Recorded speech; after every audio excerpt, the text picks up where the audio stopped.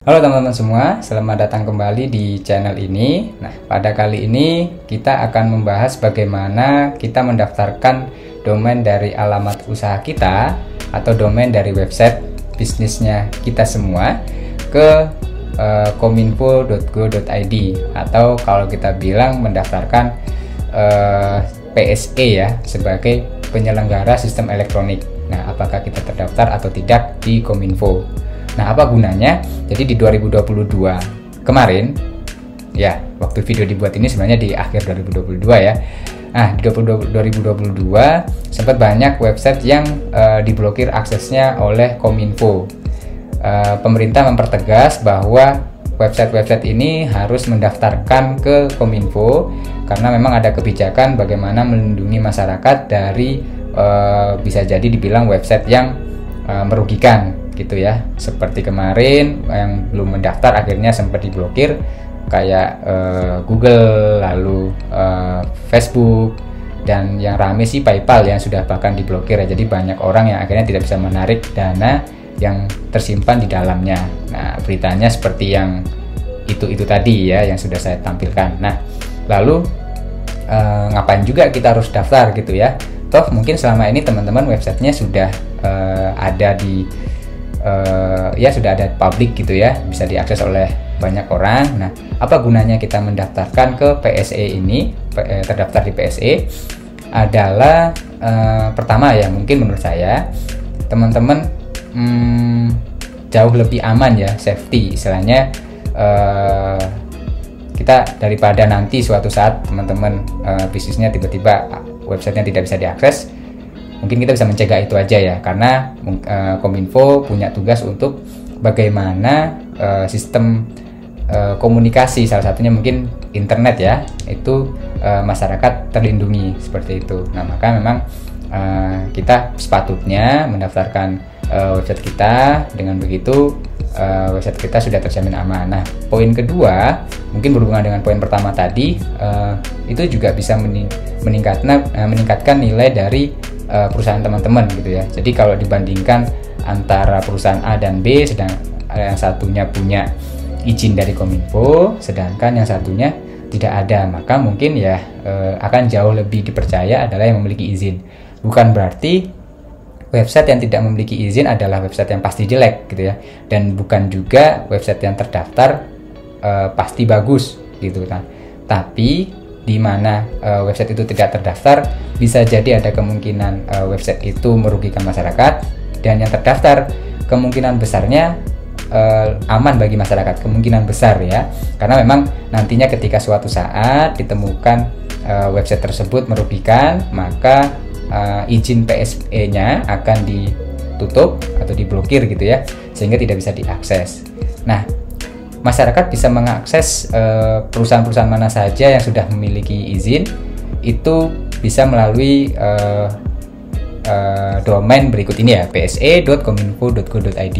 Nah, tampilannya seperti ini. Jadi masyarakat bisa mengakses dengan mencari SE atau penyelenggara ya, sistem penyelenggara elektroniknya, PSEO, penyelenggara sistem elektronik gitu ya, yang terdaftar apa saja. Nah, misalkan kalau saya cari di sini, misalkan Google. Nah, Google sini ada banyak ya, dia karena layanannya memang banyak, ada sektor teknologi, macam-macam ya, dengan layanannya dia, ada yang search engine-nya, ada termasuk Google Play-nya ya, Play Store-nya, ada Maps-nya dan sebagainya. Nah, ini maka sudah diverifikasi oleh Kominfo bahwa website ini memang sesuai dengan bisnisnya. Nah, lalu bagaimana cara mendaftarkannya? Kita akan bedah di video kali ini, dan mungkin teman-teman kalau bisa step by stepnya jangan sampai terlalu dilompati, karena ketika teman-teman mungkin ada hal yang terlewati atau keliru, mungkin ya teman-teman nggak bisa dapat izinnya gitu ya, atau mungkin lanjut ke halaman berikutnya akan sulit. Jadi apa manfaatnya tadi? Kita bisa menambah nilai ya, apalagi kalau websitenya teman-teman di bagian bawahnya ada tulisan telah terdaftar di kominfo.go.id. Wah, itu mungkin akan jauh lebih dipercaya oleh masyarakat. Nah, lalu kita coba aja buat daftar ke Kominfo. sorry, daftarnya bukan di Kominfo tapi di OSS, karena ini berkaitan dengan izin usaha. Nah, untuk mendaftarkan websitenya teman-teman, pertama memang perlu adanya izin usaha dulu. Nah, izin usahanya bisa macam-macam ya, izin usaha perorangan, yang penting punya NIB. Misalkan teman-teman punya lebih ke badan hukum ya, CV, PT dan sebagainya, itu juga bisa. Atau teman-teman punya usaha tapi usaha perorangan, bukan PT perorangan tapi perorangan ya, jadi usaha sendiri dengan atas nama sendiri, tapi ada nomor NIB-nya udah terbit gitu. Kenapa harus ada nomor NIB-nya dulu? Karena ini perlu memasukkan KBLI usaha. Tentunya kalau teman-teman tahu bagaimana cara membuat NIB di video sebelumnya, itu ada bagaimana cara membuat NIB. Kita menjelaskan bahwa usaha kita itu bergerak di bidang apa. Nah, tentunya kalau kita memerlukan izin untuk aktif websitenya atau domainnya terdaftar di Indonesia, tentunya bisnisnya juga harus telah diberi izin dulu gitu ya. Jadi bisnis dari segi bisnisnya sudah aman dulu, baru domainnya bisa kita daftarkan. Karena Kominfo kalau bilang istilahnya ya, bisnisnya aja ini belum terdaftar nih, belum aman gitu kan, ngapain juga harus daftar domain, pasti sudah tidak amannya gitu ya. Maka teman-teman perlu membuat NIB dulu. Kalau nggak tahu caranya, ada di video sebelumnya, cari aja gitu ya di channel ini. Nah, kalau sudah, tinggal teman-teman masuk ke OSS, tampil masuknya seperti ini. Nah, lalu kita langsung mulai ya teman-teman. Masuk ke menu ini PBUMKU, lalu teman-teman ajukan permohonan baru. Nah, waktu teman-teman mengajukan permohonan baru ini akan keluar KBLI yang terdaftar di OSS teman-teman. Nah, pilih yang mana? Tentunya teman-teman akan memilih yang berkaitan dengan websitenya teman-teman. Misalkan teman-teman usahanya adalah jual sayur dan juga pengembang software sayur-sayuran gitu, misalkan ya, pengembang software, misalkan ada 2 KBLI dalam NIB teman-teman, atau bahkan 3 dan seterusnya gitu ya. Nah, cukup teman-teman memilih 1 KBLI saja yang bisa digunakan, walaupun memang semua KBLI ini bisa digunakan ya, jadi tidak ada batasan KBLI apa aja yang bisa dipakai untuk mendapatkan izin ini, tapi bisa semuanya. Nah, cuma saya sarankan aja kalau bisa KBLI yang berkaitan dengan website, karena nggak mungkin sayur ada hubungannya sama website. Kalau misalkan pembuat website, bisa ada websitenya kayak gitu ya, maksudnya ada sistem informasi bisnisnya, KBLI-nya, ada website pasti. Tapi kalau dia jual sayur dalam bentuk fisik, bisa jadi ya tidak ada websitenya. Tapi walaupun mungkin aja bisa dipakai gitu ya, makanya memang tidak ada batasan KBLI. Cuma saya sarankan yang paling mendekati aja, biar nanti terdaftarnya nggak bingung juga gitu ya, untuk masyarakat yang mencari. Nah, saya pakai salah satu contoh di sini, salah satu KBLI saya 58200 58200 gitu ya. Ini tentang bagaimana membangun software aplikasi atau software gitu ya. Nah, klik saja perizinan. Nah, karena saya belum punya izinnya, masih kosong, maka memang tampilannya kosong. Maka teman-teman perlu ajukan perizinan berusaha, diklik saja. Nah, di sini teman-teman akan ditanya mau bikin izin usaha apa gitu kan. Nah, akan cuma sedikit saja tampilnya karena sebenarnya banyak. Nah, cuman dari OSS ingin mempersingkat agar tampilannya tidak terlalu banyak dan memusingkan teman-teman, maka perlu dilepas dulu batasan tampilannya ya. Ini dia menampilkan hanya 2 halaman. Jadi ada pertanyaan ini ya, apakah Anda memerlukan perizinan berusaha UMKU lainnya? Ya, karena tidak ada di atas gitu ya. Kita pilih ya. Nah, setelah ya, ini akan banyak, ada sampai 51 halaman, teman-teman nyarinya pasti susah. Ketik aja di sini tanda daftar. Nah, ini ada tanda daftar penyelenggara sistem elektronik, ada 3 ya. Saya butuhnya yang PSI ini gitu ya, domestik, karena memang usahanya juga Indonesia dan websitenya memang juga lebih ke Indonesia izinnya. Oke, ya karena kita buatnya di Indonesia ya, bukan Kominfo-nya Malaysia. Oke, lanjut deskripsi kegiatan usaha. Nah, ini kita ada pilihan cuma seluruh, berarti ya sudah seluruh aja gitu ya. Oh ya, ini lanjutnya di bawah, kita lanjut. Nah, ini izinnya belum terbit, maka kita perlu mengumpulkan persyaratan-persyaratannya ya. Kita klik sini hijau di bagian bawah. Nah, loadingnya agak lama ya, kita tunggu saja. Kita tunggu.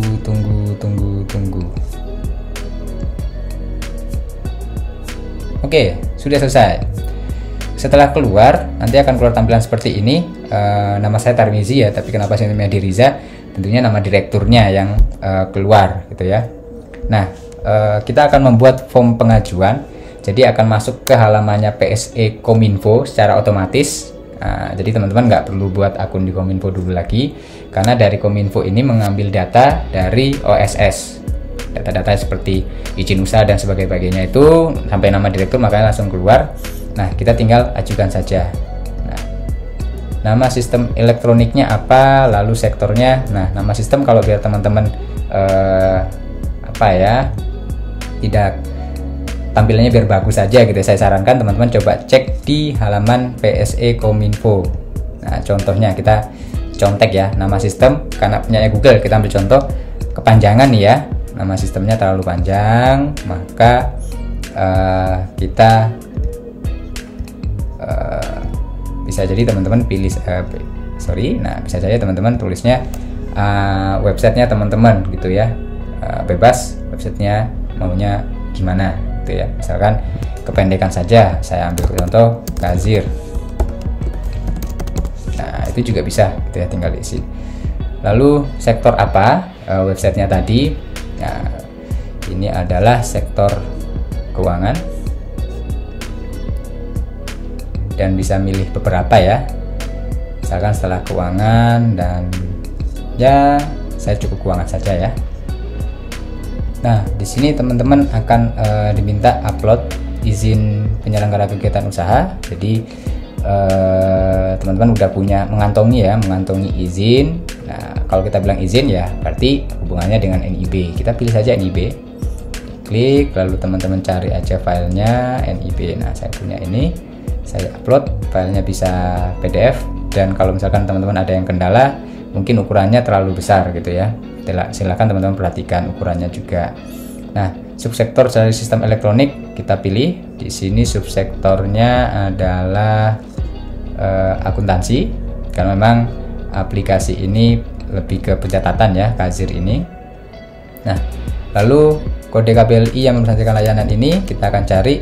Nah, ini tadi ya sudah saya pilih sebenarnya, makanya langsung otomatis keluar. Lalu lokasi memproses datanya di dalam wilayah Indonesia karena servernya juga Indonesia. Di sini silakan isi alamat aja ya. Misalkan servernya teman-teman ada di kantornya masing-masing, berarti tulis saja alamat kantornya gitu ya. Atau kalau teman-teman lokasinya ada di penyelenggara hosting ya, nah cari aja alamatnya ada di situ, kasih keterangan hostingnya apa dan sebagainya. Nah, karena saya servernya punya sendiri, saya masukkan saja alamat saya gitu ya, alamat perusahaan tentunya.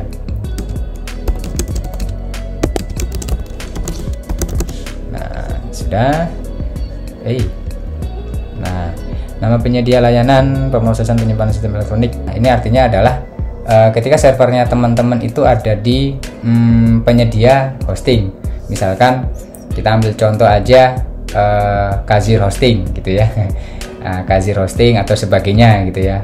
Atau kita bilang aja Amazon, gitu yang paling terkenal ya, Amazon, Google Cloud dan sebagainya. Nah, alamatnya tentu teman-teman isi alamat dari kantornya.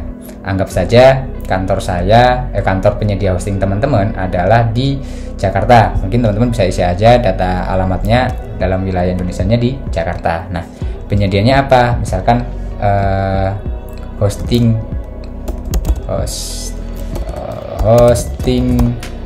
mania gitu, itu nama perusahaannya gitu ya. Nah, tapi kalau teman-teman punya sendiri ya tulis saja nama perusahaannya teman-teman gitu ya. Kalau saya di sini karena punya server sendiri, saya tulis saja penyedianya ya saya sendiri, PT, nama PT-nya gitu aja ya.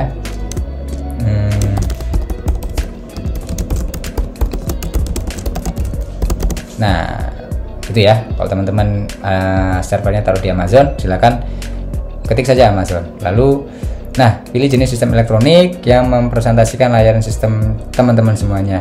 Nah, karena saya hanya sistem akuntansi, maka lebih ke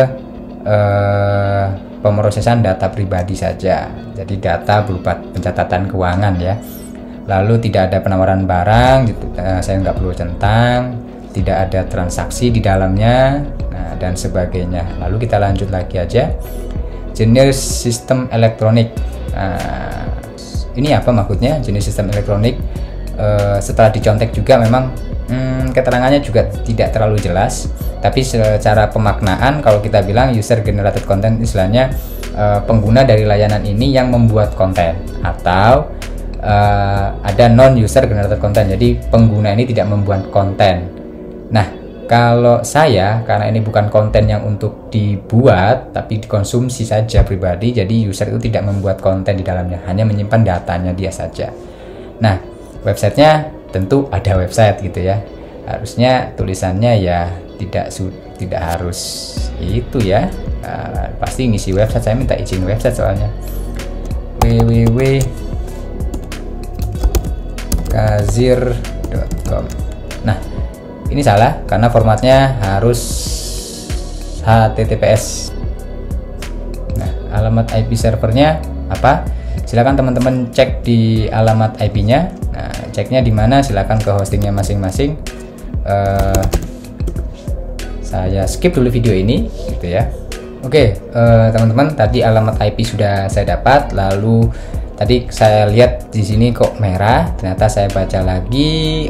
Kita harus pakai begini ya, kazir.com, tanpa harus ada awalan www. Tadi saya salah baca ya, www atau https tidak dipakai. Lalu kalau sudah diisi kazir.com-nya, coba kita ada website. Nah, kita ulangi lagi, coba untuk dicek. Lalu alamat IP-nya sudah saya isi.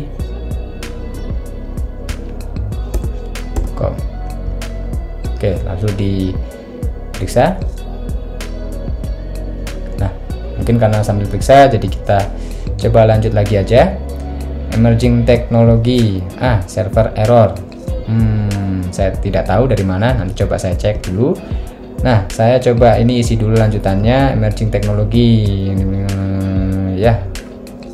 Kita Internet of Things, karena penyimpanannya dan aksesnya semuanya melalui internet tanpa penyimpanan lokal gitu ya. Ya pasti Internet of Things semuanya kalau ada websitenya. Deskripsi model bisnis, nah ini silakan teman-teman sampaikan aja model bisnisnya.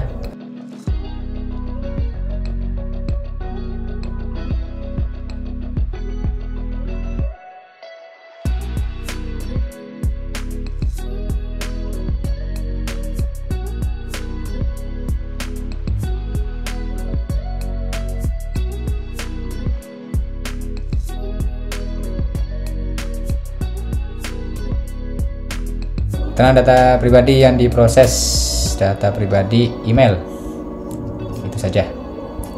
Mengisi formulir atau mengunggah data, informasi dan dokumen elektronik ke dalam sistem pendaftaran PSL privat. Pendaftar dengan menyatakan bahwa menjamin semua informasi data adalah benar. Tanggung jawab, saya juga bertanggung jawab. Pastikan keamanan informasi, ya bertanggung jawab juga, bertanggung jawab. Nah, coba kita cek lagi kembali domainnya. Kita coba lanjutkan ya, apakah bisa lewat. Kayaknya sepertinya masih gagal ya. Oke, masih gagal karena ini ya, kazir.com-nya masih belum bisa. Ya teman-teman, tadi ada kendala. Jadi sering tadi ya sudah ada videonya kalau dia sering error. Jadi mungkin teman-teman coba saja, mungkin akan mengalami hal yang sama. Mungkin bisa dicoba jam-jamnya jangan di pagi hari ya. Jadi mungkin bukan di pagi hari, maksudnya mungkin jam-jam 3 atau jam berapa sebelum jam 3 pagi maksudnya. Itu biasanya kan server mati ya. Saya takutnya mungkin server untuk pengecekannya si Kominfo mungkin yang sedang mengalami istirahat atau bagaimana. Mungkin teman-teman apa ya, ya dicoba berulang kali saja ya, karena akhirnya juga bisa. Karena ini tadi awalnya nggak bisa, kalau sudah bisa nanti akan keluar centang hijau seperti ini. Nggak usah pakai awalan HTTPS, nggak usah pakai www gitu ya, kazir.com. Nah, kalau misalkan teman-teman layanannya layanan-saya.com gitu aja lah, atau .id dan sebagainya. Nah, kalau sudah, coba kita lanjutkan assessment. Kita klik. Oke, kembali mengisi lagi. Nilai investasi yang terpasang, ya saya tulis saja. Total anggaran tahunan alokasi untuk pengelolaan sistem kurang dari 1 miliar. Memiliki kewajiban kepatuhan terhadap peraturan atau syarat tertentu. Tidak ada peraturan khusus. Menggunakan teknik kriptografi khusus untuk keamanan informasi dan sesuai standar industri ya. Jumlah pengguna sistem elektronik ya masih kurang dari 1000. Data pribadi yang dikelola sistem elektronik, data pribadi sih tidak dikelola ya.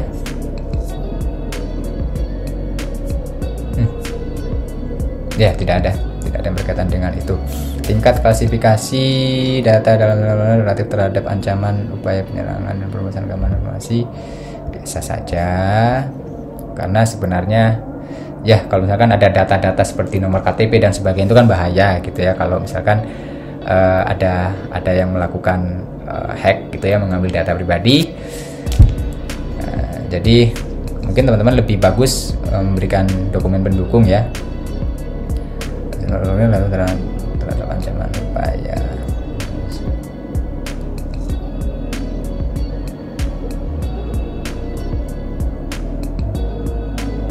Tidak berdampak, dihack juga nggak masalah sih harusnya ya.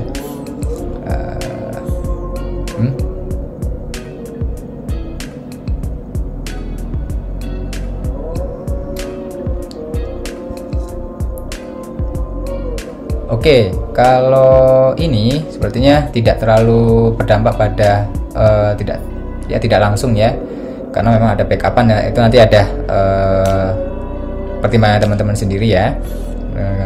Ini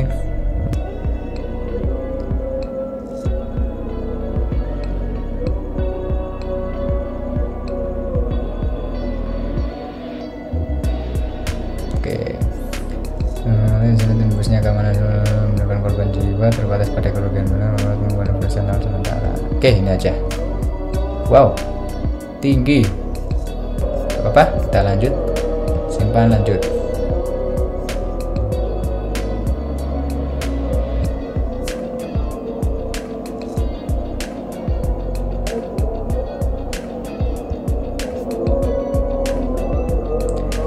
Indeks PDP ya, coba kita isi saja ya.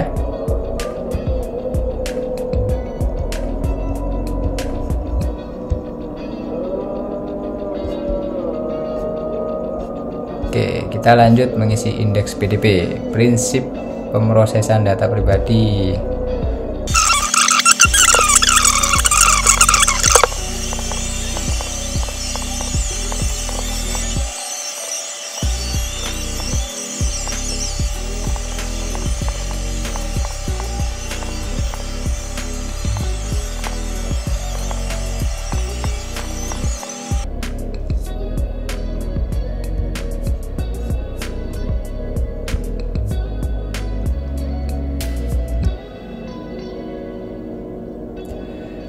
Oke, kalau teman-teman sudah selesai mengisi, tinggal klik simpan dan lanjutkan. Nanti ya tinggal diklik saja, sudah simpan.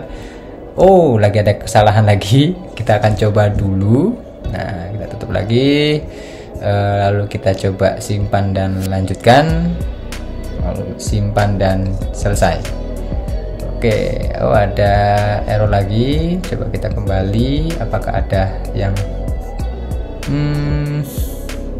Nah teman-teman, coba kita akan melanjutkan kembali. Tadi sempat sudah saya coba isi ulang semua kembali karena sepertinya server di sana error ya, jadi sering harus kita melakukan pengiriman data berulang kali, seperti kejadian waktu tadi kita untuk mencoba mengecek domain kita apakah terdaftar atau tidak, atau secure gak gitu kan. Nah, akan kita coba lagi. Di sini sudah saya isi kembali dan coba simpan dan lanjutkan. Coba kita simpan dan selesai. Dia lagi menyimpan. Oh, akhirnya bisa. Tadi gagal ya padahal ya. Dah, konfirmasi permohonan. Terima kasih telah melakukan permohonan baru. Setelah lakukan konfirmasi permohonan yang telah kami kirim ke alamat email. Oke, kita coba konfirmasi. Oke, dan akhirnya emailnya masuk. Di sini udah masuk ya. Setelah menunggu dan sudah 3 menit yang lalu. Oke, kita tinggal klik lanjut konfirmasi. Wow, sudah digunakan. Gagal. Jadi kita coba minta lagi aja. Saya juga bingung. Oke, close ya. Kita coba minta lagi saja, kirim ulang, tutup. Oke, coba kita refresh lagi, kita tunggu dan sudah keluar. Coba kita konfirmasi. Ya, pengajuan pendaftaran sistem elektronik telah berhasil. Anda dapat mengunduh TDPSM melalui SSS, klik link. Jadi teman-teman nanti kalau banyak bertanya ya, itu kalau NIB kemarin kasusnya itu downloadnya di mana gitu kan dan sebagainya. Nah, ini juga jangan sampai kelewat. Klik aja di sini link. Oke. Oh, saya harus masuk lagi ya. Oke, sudah masuk. Bisa nggak kalau misalkan saya klik langsung ya link? Ya, Kominfo. Jadi arahnya itu kalau redirect itu yang jelas. Jadi link ini tidak bermanfaat, teman-teman. Tutup saja, gitu ya. Tutup saja, dan ini sudah bisa dilihat menunggu verifikasi khusus sektor keuangan, gitu ya. Oke, tutup dan kita bisa lihat aja sini. Ya, ini data-datanya. Coba kita lihat di OSS apakah sudah berubah atau tidak.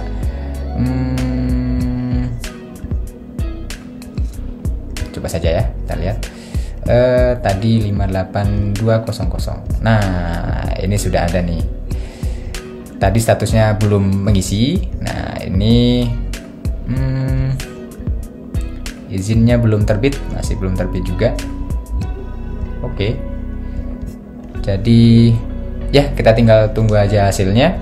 Yang jelas ini sudah selesai pengisiannya dan semoga lancar gitu ya. Apabila sudah lancar berarti harusnya keluar. Nah, data-datanya juga sudah otomatis ya, siapa notarisnya, akta perusahaannya, udah ada juga alamat dan sebagainya kelihatan. Wah, datanya tadi saya blur aja karena itu data pribadi perusahaan.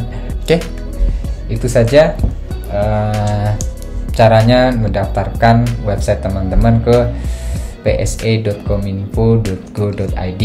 Dengan ini mungkin teman-teman layanan internetnya atau layanan bisnis yang melalui jalur internet itu jauh bisa lebih dipercaya, karena memang butuh verifikasi. Saat ini memang juga data saya sedang diverifikasi gitu ya. Maka ya semoga tidak kacang-kacangan juga ketika melakukan verifikasi atau pengecekan data. Ya semoga saja diterima gitu ya. Itu saja. Semoga PSE teman-teman juga dilancarkan dan mungkin bersabar-sabar aja ya untuk melihat atau mengakses halaman Kominfo, atau mungkin video ini waktu sudah ditayangkan sudah melakukan pembenahan ya, alhamdulillah. Sekian cukup saja dan semoga sukses bagi usaha teman-teman. Sampai jumpa di video berikutnya. Dan oh ya, karena banyak pertanyaan, mungkin teman-teman gak usah DM secara pribadi, karena banyak masuk DM yang ke saya ya melalui Instagram dan WhatsApp. Teman-teman bisa gabung aja ke grup Telegram yang ada di bawah. Saya tidak menjanjikan akan bisa membalas semua pertanyaan teman-teman, tapi minimal karena di dalamnya mungkin ada anggota lain juga, anggota dalam grup itu bisa ikut membantu menjawab. Nah, jadi coba kita ciptakan iklim kita saling mendukung dalam membangun usaha. Sekian, terima kasih dan sampai jumpa. Jangan lupa subscribe. Dadah.